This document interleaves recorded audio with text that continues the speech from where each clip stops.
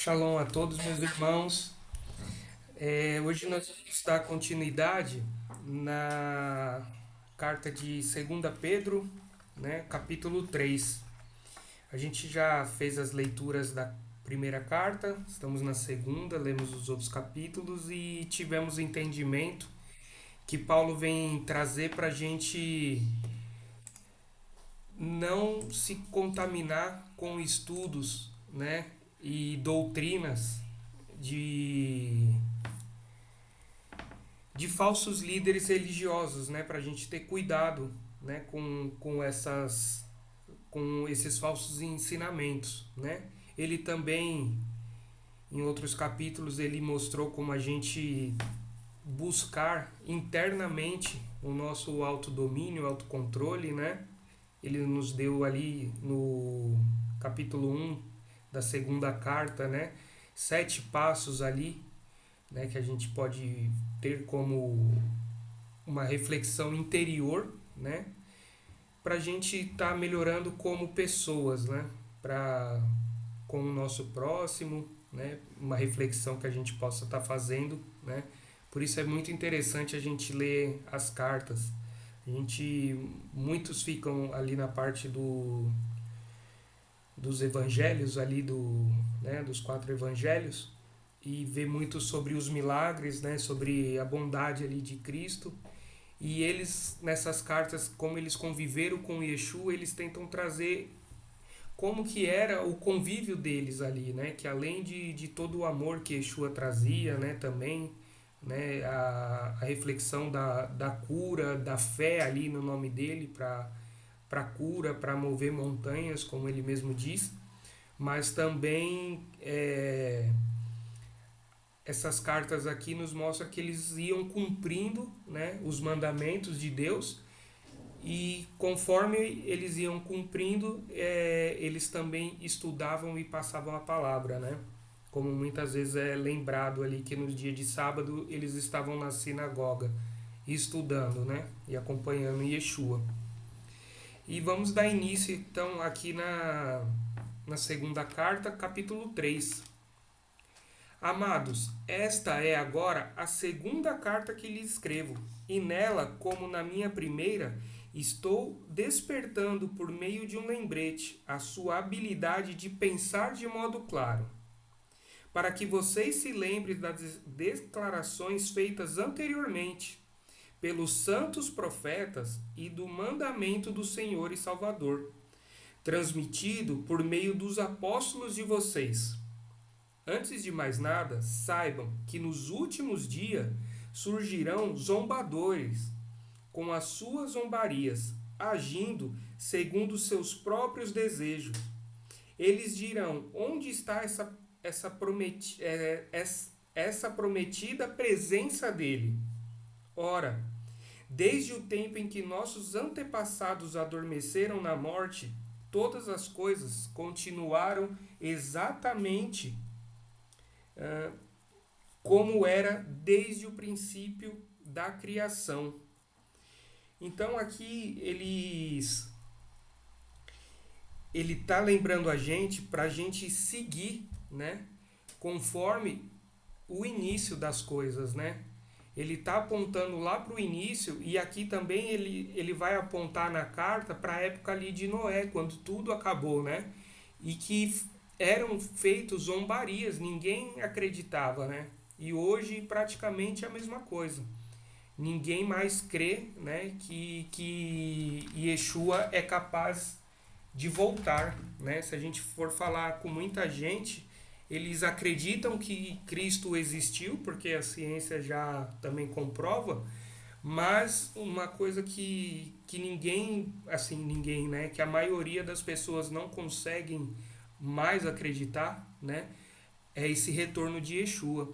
E aqui ele fala das zombarias. E aí eu queria trazer um link aqui que Judas, né, fala: quando vocês, amados, quanto a vocês, amados, lembre-se das declarações feitas anteriormente pelo apóstolo do nosso Senhor Jesus Cristo, que eles diziam: nossos últimos tempos haverá zombadores que agirão segundo seus próprios desejos de coisas ímpias, né?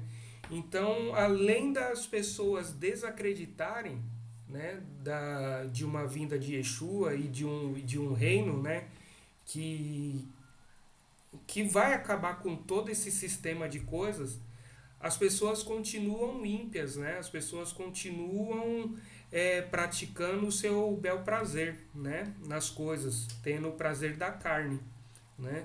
Então, e eles zombam daqueles realmente que acreditam, principalmente se vocês pegarem aqueles crentes muito fervorosos, fiéis, que gostam, muitos de coração, tá? Tem muitos que gostam para fazer teatro e show, mas tem muita gente de coração que sai às ruas, não só Testemunho de Jeová, mas geralmente quem anda assim nos centros das grandes capitais vê aquele pessoal que está ali com a Bíblia na mão, falando alto, pregando o reino da volta de Cristo, né? Muitos não conhecem, né, a Techuvá ali, mas estão ali de coração realmente pregando o evangelho, né?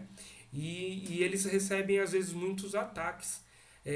Se a gente pegar principalmente ali na região da Europa, hoje em dia o pessoal, os mormons também, exato, os mormons, até os adventistas, eles têm umas reuniões que eles saem com um grupo, principalmente os jovens, né, que eles acompanham, que são os desbravadores, né? Então, assim, tem muita gente sim de coração, né?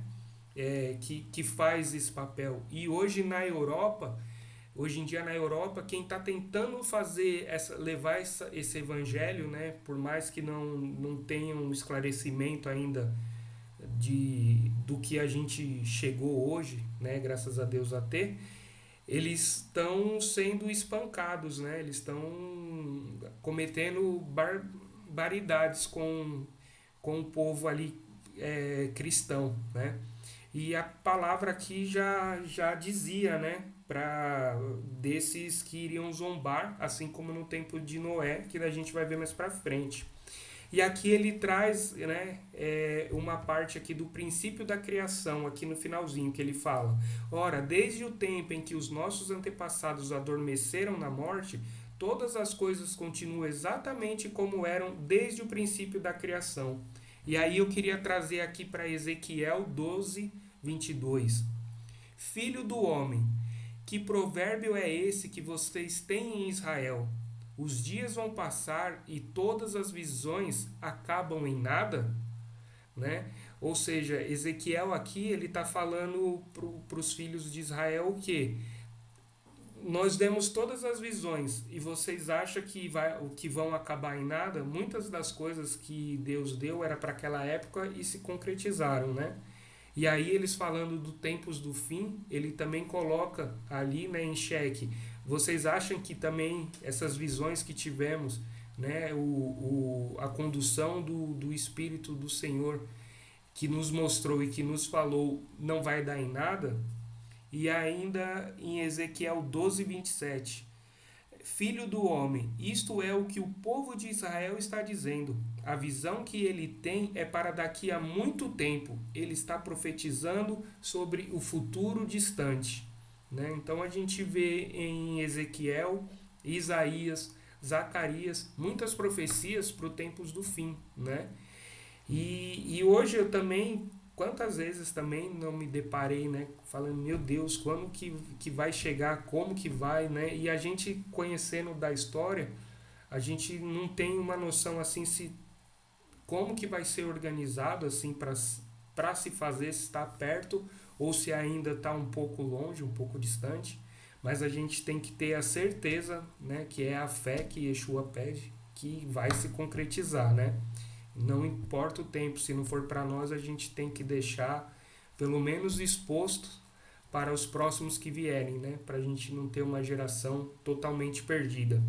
Até porque aqui eu acho que vai ter passagens e que vai mostrar um pouquinho falando sobre Deus não quer que ninguém se perca, né? Então a carta aqui vai falar um pouquinho disso também. Então a gente precisa pensar. Aqui a carta vai falar, mais para frente eu toco nesse assunto, senão a gente pula etapas. Mas é o que eu falo, essas cartas traz muita coerência, né? Muito tanto profecia como devemos viver no nosso dia a dia, né? E eu acho que ela nos ensina assim, pode-se dizer que ela é um manual de vida para nós. Né? Se a gente pegar essas últimas cartas aqui mais curtinhas, elas são um manual de vida para nós. Né? E quando chegar também na carta de João e Judas, vocês vão ver que é maravilhoso.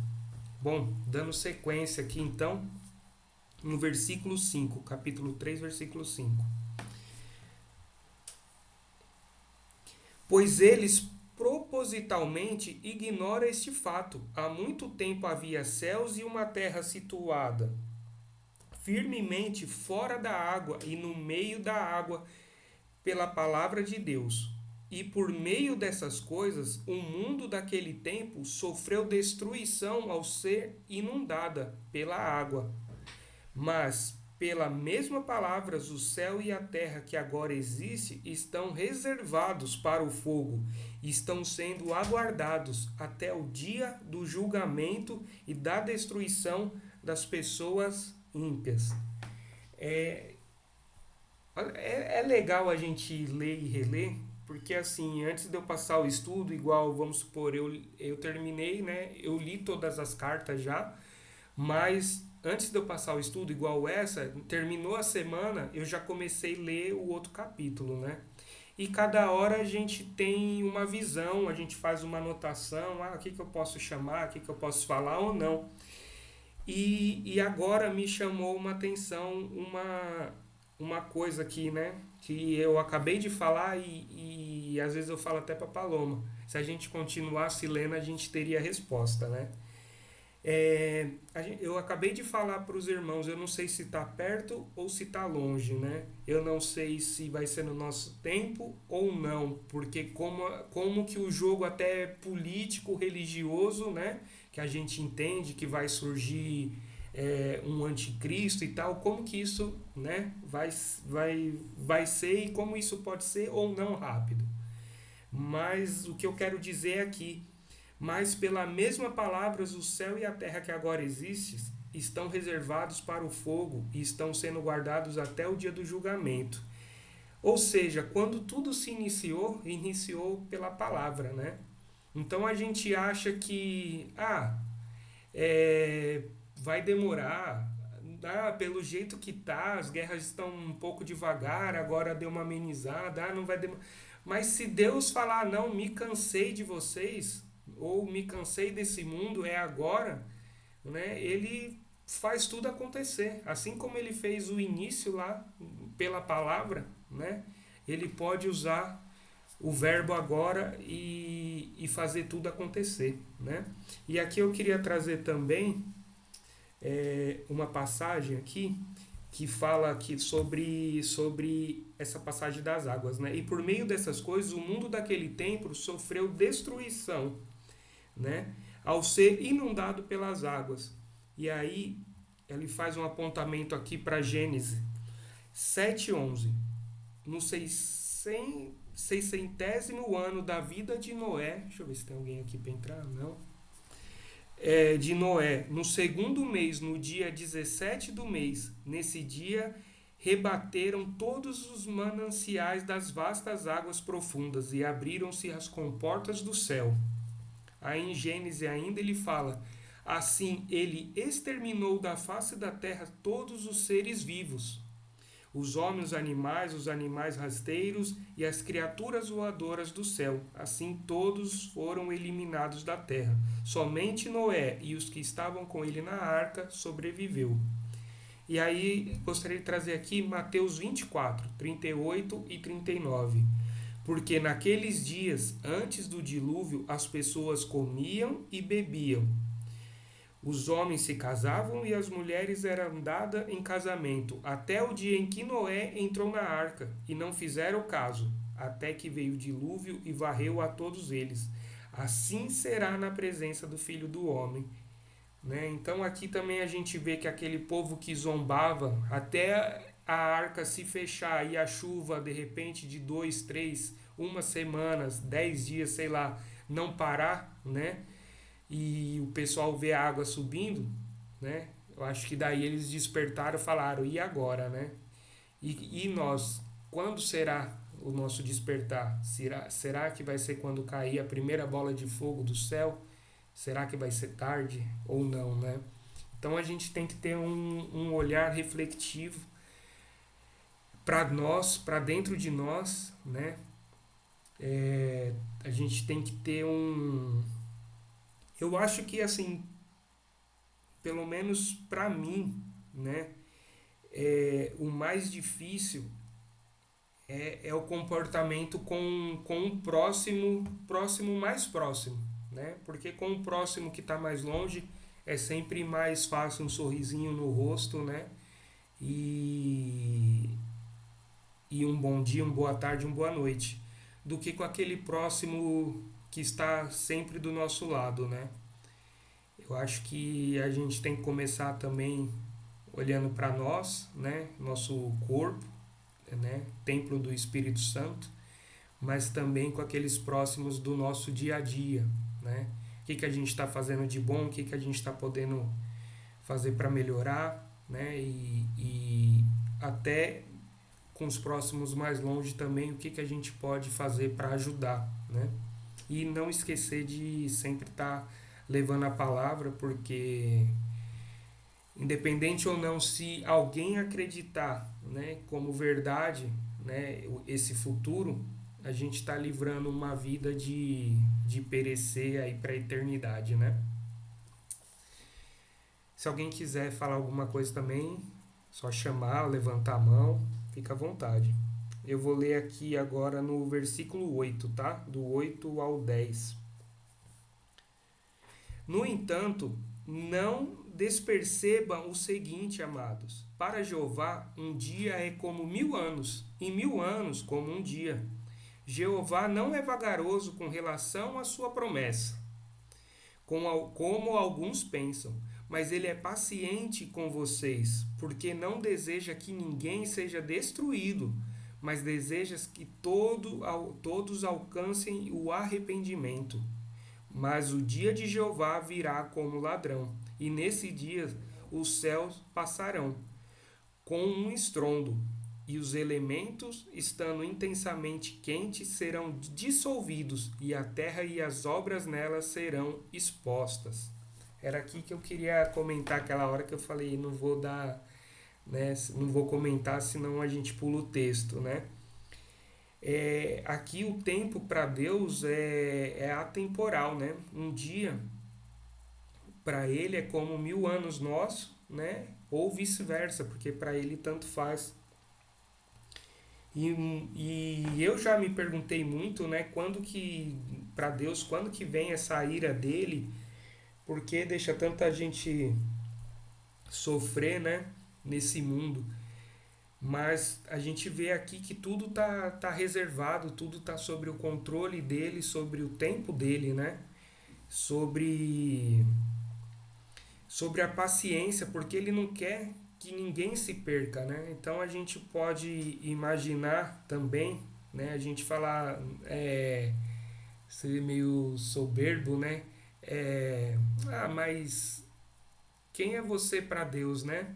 Mas já pensou se ele ainda não voltou por mim, que ainda não estou fazendo o que ele quer, pelo Jean, né, pela Paloma, né? Se ele ainda, se falta de repente a gente ter alguma atitude para fazer ou uma briga com algum parente nosso, né? É, de repente falta um perdão, de repente falta uma atitude de levar a palavra, né? A gente tá vivendo ali sobre uma corda bamba, né? A gente está na diáspora ali, no exílio, tá afastado de tudo, tá sobrevivendo, vamos se dizer assim, né? Vendo daqui a pouco aqui que por mais que não é tão tranquilo, tem várias guerras já aqui, né?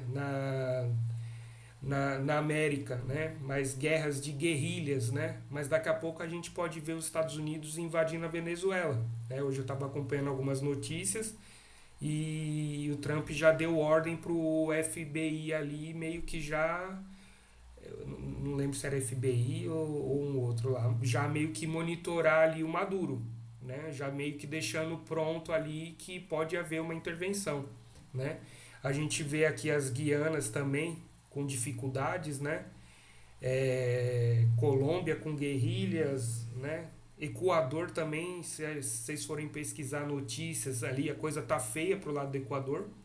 Eu pensei que lá tinha melhorado, mas a coisa tá feia. Então, assim, e no Brasil também não tá bom, né? Olha o que a gente vê, um juiz lá, esses dias morto daquele jeito, né? É, o Rio de Janeiro como que tá? O Rio de Janeiro praticamente é uma guerra, né?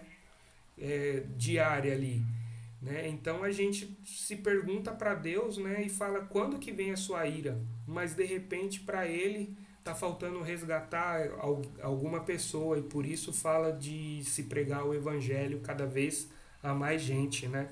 A gente levar porque o Evangelho trata de um arrependimento, mas um arrependimento verdadeiro. E a carta nos falou no versículo não, no capítulo passado, né?